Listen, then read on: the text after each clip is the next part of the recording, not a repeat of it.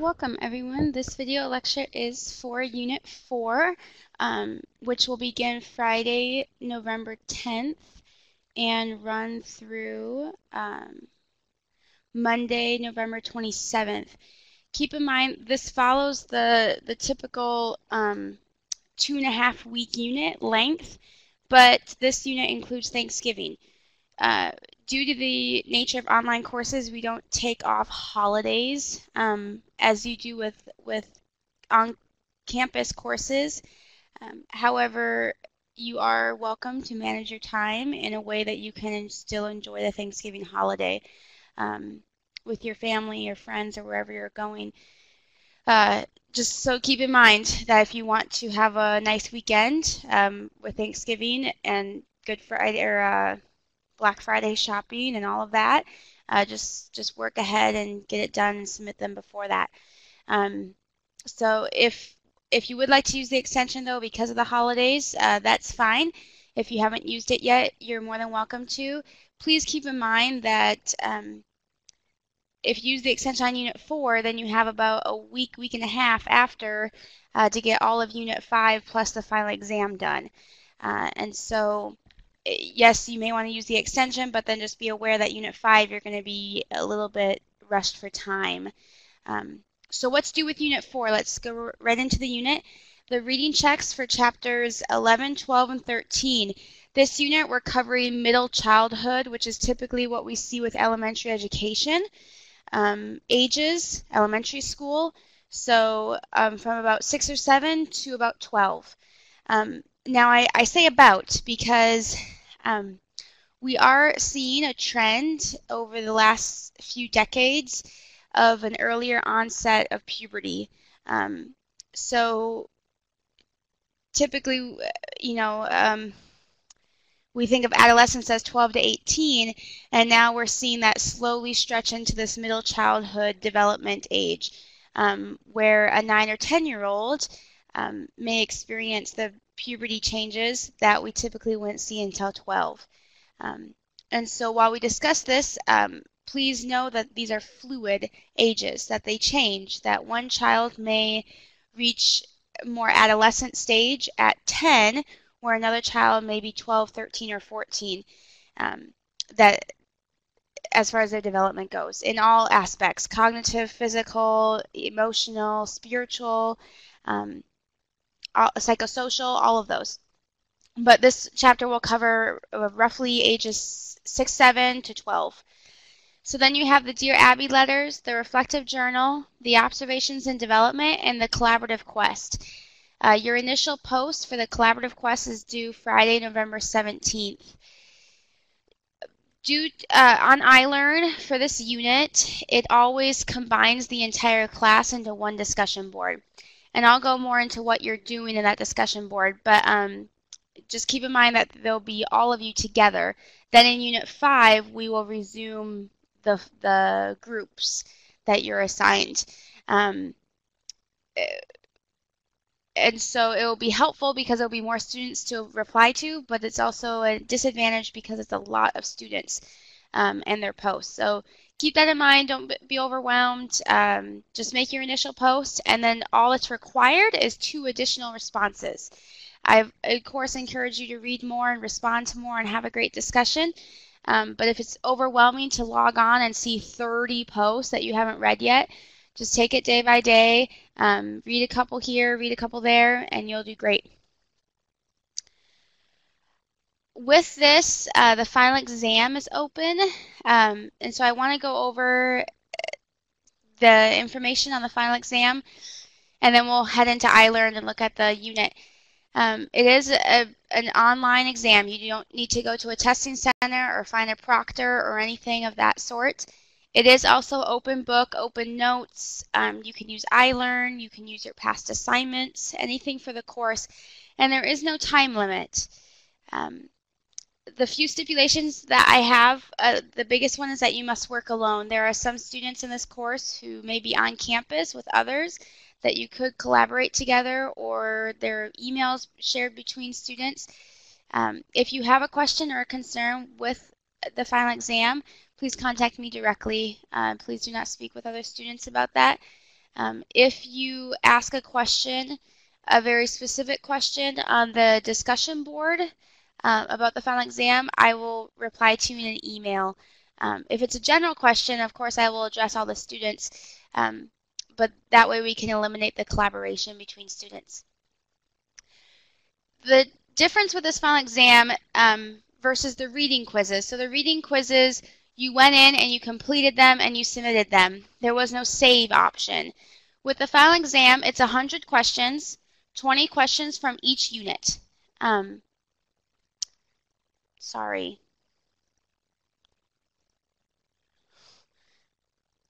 Okay, there we go. My husband had some ad running. The difference with the final exam is that you open it and you do not need to complete all 100 questions in one sitting or in one stage. You can answer 10, 20, however many you want, save it, and come back to it at a later time. If you hit submit, excuse me, and you haven't completed it, it's going to submit it as your final exam. And I can go back in, of course, and update it and make it available to you again, but I highly suggest that you save it. Ensure that you are satisfied with all your answers before you hit submit. It is due December 15th, which is a Friday. Let me double check that. It is a Friday. Your Unit 5 will be due Thursday the 14th, and then the extra day for the final exam. However, it is open and you can complete it anytime between now and December 15th. So you don't need to wait until that day. All right, let's go into iLearn and go over Unit 4. So chapters 11, 12, and 13 are right there. The collaborative quest this unit is you are taking a multiple intelligence test. So Howard Gardner, as well as a few other educational psychologists, have created different theories regarding how people learn best. And Howard Gardner identifies 8 ways that people learn. And so there's a multiple intelligence test that you take right here. You answer each of these questions. There's the range, the point value, and it's pretty easy. Just answer what comes, answer instinctively. Don't overthink the questions. Don't analyze the questions. Just what's your first thought when you do it. And then you'll hit Find My Strengths, and it will tell you which of these intelligences you scored highest in. Some of you will tie for 2 or 3. Some of you will have one that's very clear as not a winner, but as a top intelligence, and some will have a very clear bottom. And so you can you'll use that information to then answer the questions in the discussion board. So here's what we're asking for. And I say this because almost every time students go onto the discussion board after they take this test and they say, my highest was linguistic, and I agree with that because blah, blah, blah, blah, blah. And they explain to me why they could see that. But the discussion board goes on further and asks more. It says to please share ideas for teaching the basic skills of language, reading, writing, and math for the intelligence that is your strongest point.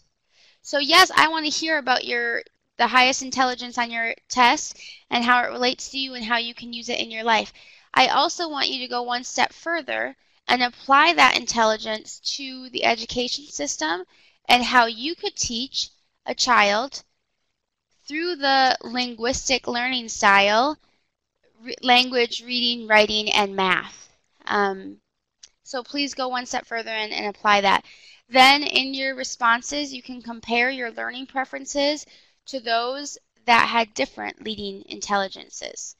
And all class members will be in one discussion board. If you have questions about that, let me know. The link works. If you have any concerns with that, let me know. All right, the Dear Abby letters and the observations and development, the reflective journal, they're all straightforward this unit. For the reflective journal, you're going to have to copy and paste again, as there is no Word document. And we are working on that, but that won't be in effect until next semester. I do want to go over more specifically with this unit, as the children in this age range are entering elementary school. For several of them, this may be the first time that they are around other kids, other environments for the majority of their time. I think of my 4-year-old daughter. She's home with me most of the time, every day. I am the one home with her. So the influences of the outside world are very limited right now to her. Whereas when she enters kindergarten and progresses through elementary school, she will spend most of her time with people other than her parents. Yes, we'll have nights and weekends with her, but as far as the 8 to 9 hours during the day, she's out of our home. And so with those influences comes the increase of bullying. I remember back in elementary school, we had big, huge posters all around saying that we were a zero-tolerance school for bullying. And a lot of schools, I would say almost every school, I would hope every school, has a stance, has a protocol for bullying, and what is to be done by the teachers, the educators, and the administrative staff, as well as what the parents can do in the home to discourage bullying in the schools.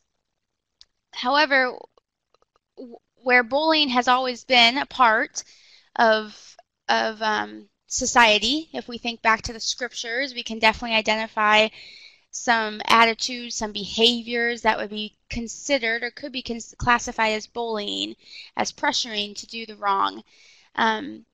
However, with media and technology growing, we unfortunately are seeing a large trend in cyberbullying. And so I do want to go over that a little bit more. There is a few resources that I want to share with the class, and one is stopbullying.gov. And this goes into the physical acts of bullying, but there's also an entire tab on cyberbullying and what it is. It basically is any bullying that takes place over digital devices, and these are in abundance now with our children. So not only just the internet now, but it's now cell phones, tablets, any social media accounts that they may have, which hopefully would be later in high school, but it begins in elementary school, where they're sharing content, viewing content, participating in an act that would bully others. And there are some common places where it takes place. But it's a great resource to educate parents and caregivers, educators, anyone that works with children on, for example, the tactics of what children are doing, so that we can be aware. There's tips for educators, as I said, but also what parents can do to safeguard their children from this. And unfortunately, the easy answer is to say, well, I won't let my kid have a cell phone until they're mature enough or older. But unfortunately, my child will go to an elementary school whose friends have cell phones. They will go to a friend's home that perhaps their computer doesn't have the security that ours does in our home as far as ads and what they see and what they have access to. And so while we can keep it safe within the four walls of our own home, we also need to prepare our children to make good choices when they're outside the home as well, to stand up for what they believe in and what is good. So I encourage you to read this over to educate yourself or educate those that you work with as far as the elements of cyberbullying. Here is another great resource. Kidshealth.org is a wonderful website, but it just goes over the basics of what cyberbullying is and how we can teach children what to do, how to report, how to feel safe to report, things like that. So I encourage you to look them over. I do have a brief video that I'm going to play for you. This is President Uchtdorf, and this video displays more high school age kids, but unfortunately we are seeing this in middle school and the upper grades of elementary school, primarily because of the access to social media, to cell phones, to electronic devices.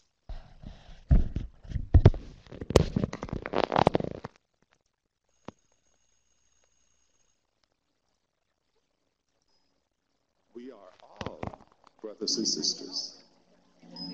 I imagine that every person on earth has been affected in some way by the destructive spirit of contention, resentment, and revenge. The spirit of envy and hatred has led to some of the most tragic stories in history.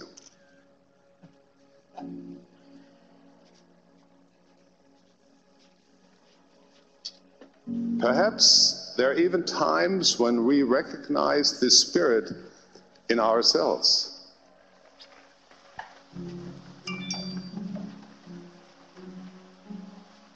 We are not perfect. The people around us are not perfect.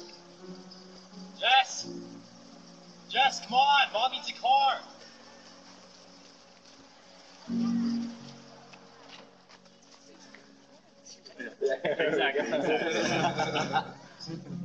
People do things that annoy, disappoint, and anger. Though we cannot look into another's heart, we assume that we know a bad motive or even a bad person when we see one. This topic of judging others could actually be taught in a two-word sermon. When it comes to hating, gossiping, ignoring, ridiculing, holding grudges, or wanting to cause harm, please apply the following. Stop it.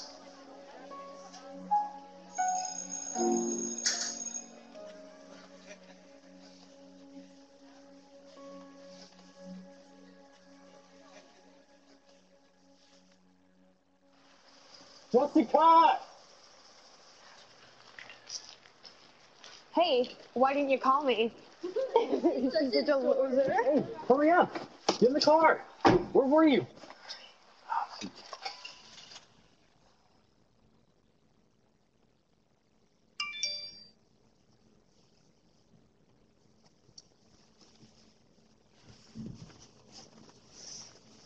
You okay? I'm fine. Whatever. Well, we got a youth activity tonight at the old folks home in like 30 minutes. Me and my friends are gonna go if you want to come.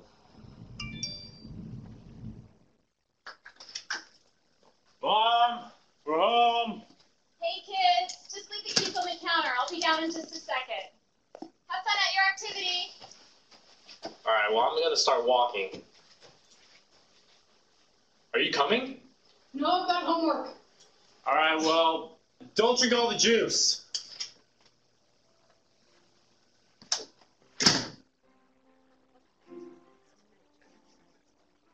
We may get there before the day is done.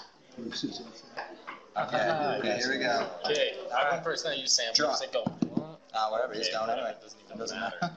No, he doesn't get to take it. Drama? You cheating? You got a wild card on This is why you are you kidding me, Sam? Whatever. This is why you That's always a win. secret. You ready to go back to your room? Alright. See you, Sam. Hey, are you the one that made that picture of Melissa? What picture? You made her cry in biology today. Look, I was just joking around, so people need to stop taking things so seriously.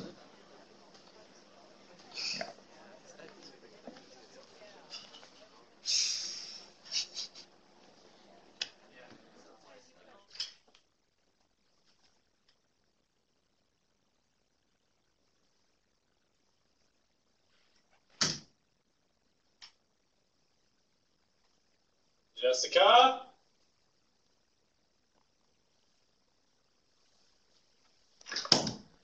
Thanks for drinking all the juice.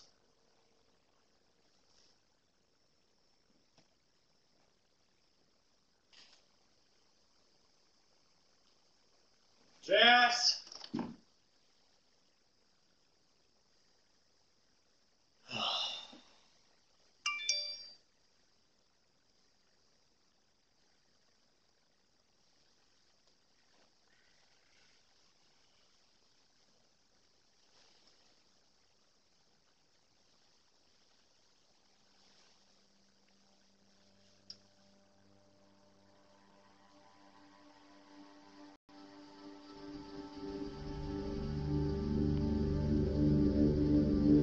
Jess! Jessica! Jess!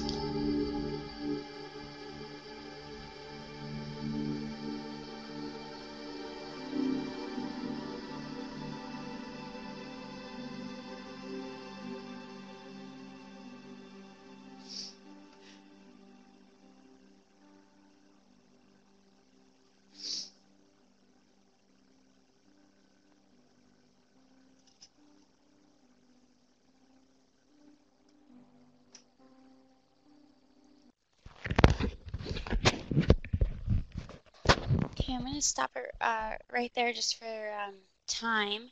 Um, but with President Uchtdorf's strong invitation to use the two words "stop it" whenever we ourselves are experiencing an incident of cyberbullying, or with our children, with students in our classroom, that we need to tell them to stop it. We see the effects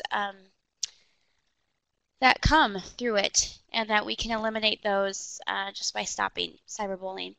That wraps up Unit 4. If you have any questions, please contact me. Otherwise, good luck, everyone.